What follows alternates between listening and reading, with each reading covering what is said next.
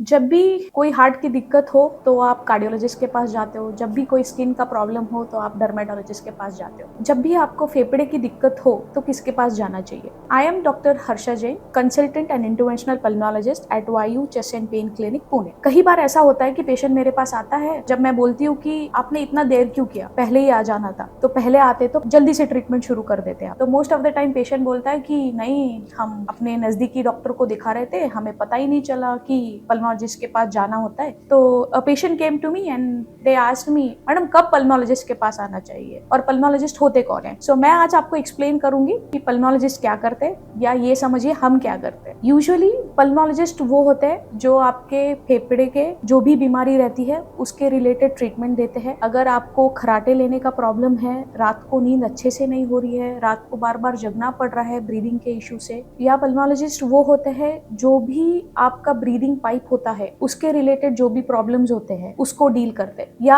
आपके शरीर में कोई बीमारी हो जिससे लंग का इन्वॉल्वमेंट हो सकता है, इन सारे चीजों को पल्मोनोलॉजिस्ट देखता है। तो पल्मोनोलॉजिस्ट कौन कौन से डिसीज को ट्रीट करते हैं। अगर आपको क्षय रोग है जिसको हम बोलते हैं ट्यूबरकुलोसिस, अस्थमा है, सीओपीडी है, कोई एलर्जी है जैसे बार बार रनिंग नोज होना, बार बार सर्दी होनी, या फेफड़े में पानी भरना जिसको हम बोलते हैं प्लूरल एफ्यूजन, या आपको लंग स्कारिंग शुरू हो जाए जैसे जिसको बोलते हैं हम आपका फेफड़ा सिकुड़ रहा है, ये सारी बीमारियों को हम ट्रीट करते हैं। और पल्मोनोलॉजिस्ट ब्रोंकोस्कोपी भी कैरी आउट करते हैं, जहाँ पे हम आपके श्वास के नली को दूरबीन डाल के अंदर से देखते हैं। और हम थोरैकोस्कोपी भी करते हैं जिसको हम बोलते हैं कि जहाँ पे पानी इकट्ठा हुआ रहता है फेफड़े में, वहां से हम बायोप्सी भी लेते हैं। और हम लोग स्लीप स्टडी भी करते हैं, या जो भी स्नोरिंग रिलेटेड इश्यूज होते हैं उसको भी हम डील करते हैं। सो मेरे को पेशेंट ने वापस पूछा, मैडम जैसे कि हम अभी लेट हो चुके हैं तो क्या सिम्टम्स रहे तो आपके पास जल्दी हमें आना चाहिए। यूजुअली अगर आपको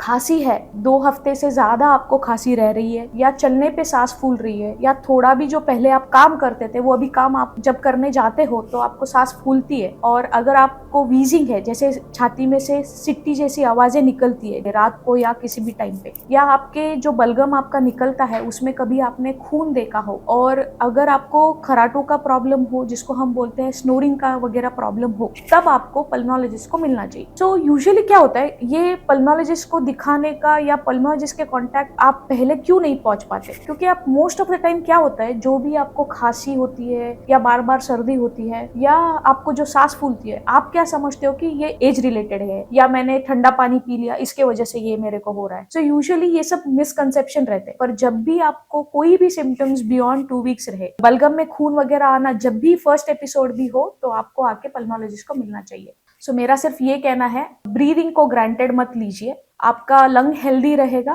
तो आपकी लाइफ हेल्दी रहेगी। सो जब भी कोई दिक्कत हो जो फेफड़े के रिलेटेड आपको प्रॉब्लम हो, तो हमारे पास जरूर आइएगा और आपको सही से हम इलाज करके देंगे। Thank you.